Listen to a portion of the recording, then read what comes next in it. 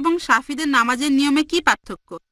বোন, আপনি প্রশ্ন করলেন যে নামাজ পড়ার নিয়মটা পুরুষ আর মহিলাদের ক্ষেত্রে এক কিনা, শাফি আর হানাফির ক্ষেত্রে এক কিনা। আমাদের নবীজি মুহাম্মদ সাল্লাল্লাহু আলাইহি ওয়াসাল্লাম বলেছেন, এটা আছে সহিহ বুখারীতে খণ্ড নম্বর 1, নবীজি বলেছেন, নামাজ পড়ো যেভাবে আমাকে পড়তে দেখেছো।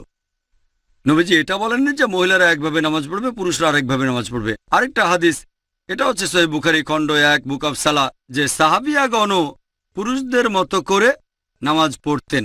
পুরুষ আর মহিলাদের নামাজ পড়ার জন্য আলাদা কোনো নিয়ম নেই। নামাজ পড়বেন সেভাবে যেভাবে নবীজি পড়তেন, সে আপনি পুরুষ হন বা মহিলা হন।